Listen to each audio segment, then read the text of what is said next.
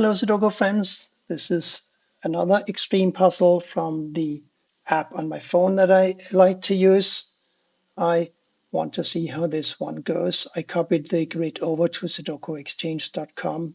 I haven't yet experimented with recording a solve on my phone. I'm not sure that it will go well. So let's see. I'm seeing this 3 blocking these cells and this 3 blocking these cells. So a 3 will have to go here or here, and therefore here or here in row 3.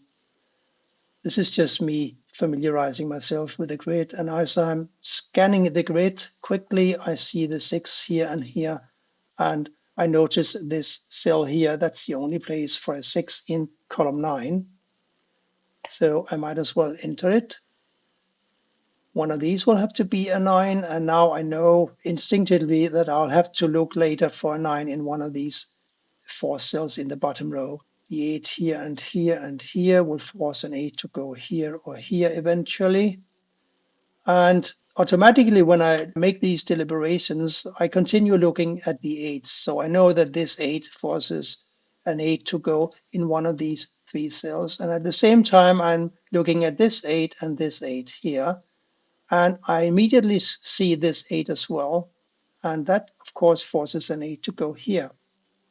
Now I look left because every time I enter a digit, if I don't know beforehand where the next digit is going to go, I will scan the grid to see what ramifications result from entering this 8. And I can see that these two 8s now force an 8 into this cell here. And now these two 8s block these cells here. This 8 blocks this cell. So this cell must be an 8. And now I know, because I looked at the 8s up here earlier, that one of these will have to be an 8. And so will one of these. So this is a cute little X-wing on 8s. X-wings usually don't matter a lot on the extreme version of these puzzles. I remember how I noticed before that one of these will have to be a 9. Now that this cell is occupied by the 8, this automatically becomes a 9. And I can quickly double check if that's true, because we have a 9 here, a 9 here blocking this cell, and these two. So this must be a 9. I like to just quickly verify that what I'm doing still makes sense. I also like to look at the 3, 4, 6, and 8 and see if anything can be done along these cells here.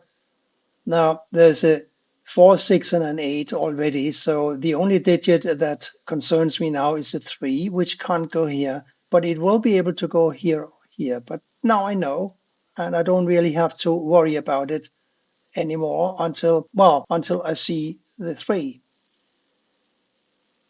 But we already discussed that a 3 will have to go in one of these cells, right? And therefore, because of the 3 here and the 3 here, one of these 3 cells will have to be a 3.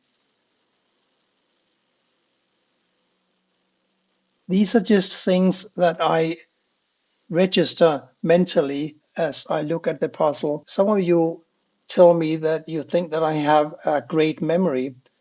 I don't really think that is the case. I just believe that there are 81 little squares here, and they can have 9 different numbers distributed among them.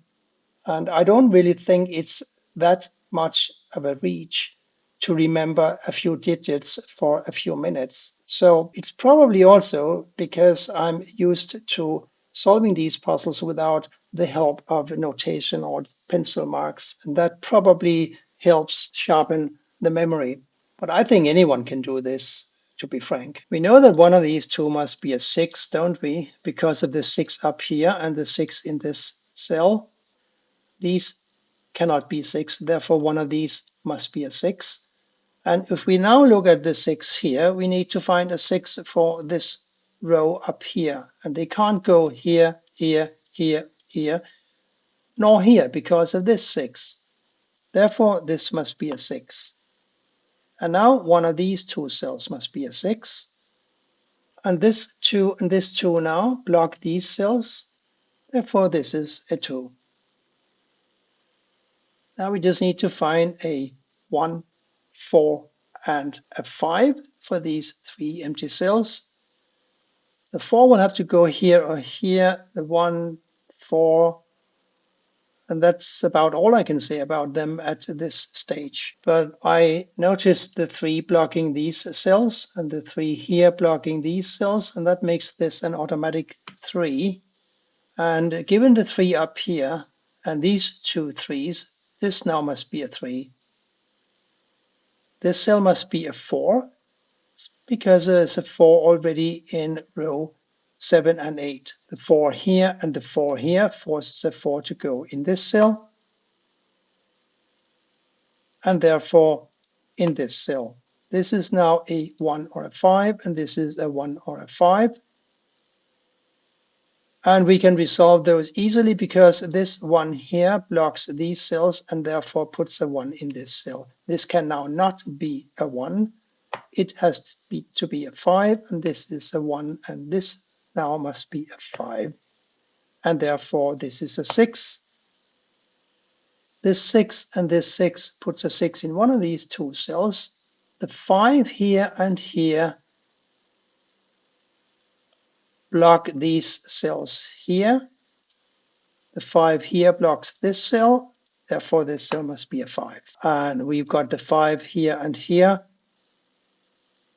and the 5 here, and they block this cell, this cell, this cell, and this cell.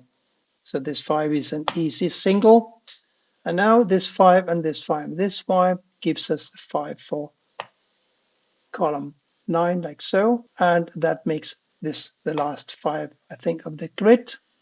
These two have to be an 8 and a 7. There's an 8 in the row, so this is a 7 and this is an 8. This 8 and this 8 and this 8 puts an 8 up here. These two now have to be a 7 and a 9. That will have to wait, I think. These 3 will have to be a 3, 7 and a 9. That will also have to wait. Let me look at this column here.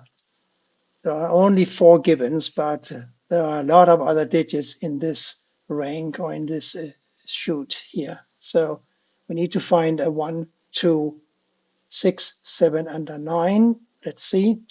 The 6, 7 here. There's a 7 here. There's a 7 here. 6 can't go here. It could go here. No, it's not really clear to me, but I can find a 4 because of the 4 here, the 4 here, and the 4 here. They block all of these cells, don't they? So this is a 4.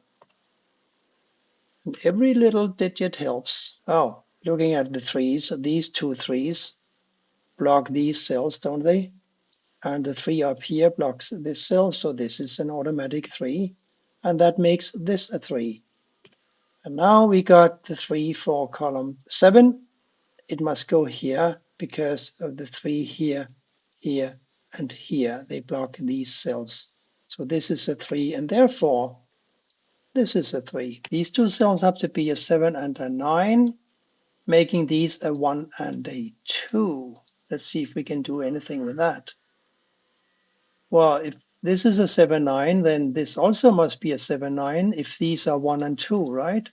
And since there's a 9 in this row, this automatically becomes a 7, and this 9, 9 I said, and this a 7. And that makes this a 7. And I think that we are getting there now. One of these will have to be a 1, and therefore one of these will have to be a 1. But that's not helpful. We got the 3, 4, 5, and 8s all accounted for. Oh, but we need a 1, 2, and a 9 for these 3 cells, don't we? And we have a 1 and a 2 in the first row, so this must be a 9. And this is now a 1, 2, and this must therefore be a 7. Now this 7 and this 7 and this 7 block all but this cell, which is now a 7, and that makes this a 7. Now we got the 7s accounted for in the grid. 1, 2, 6, and 9 still to be found. There's a 6 blocking these cells. There's a 6 blocking this cell. Therefore, this must be a 6. And let's see, we got the 6 here and the 6 here and the 6 here. They blocking these cells here. and therefore this must be a 6. And now we just need to find the remaining 1, 2s, and 9s. It must be possible. One of these will have to be a 1. This is a 1, 2. This is a 1, 9. If this is a 1, 9, then this, of course, must be a 2. So along with the 1 here, the other digit has got to be a 2, and that makes this a 9. This also must be a 9 now, and this must, and that's almost all of the 9s. Yes, we need to find a 9, and it needs to go here because of the 9 up here. And this is a 1 now. So this is a 1, 2, and this is a 1, 2. This is a 1, 2, this is a 1, 2. Oh, we got a 2 here in this column, so this is a 1, and that should solve the puzzle. Like so.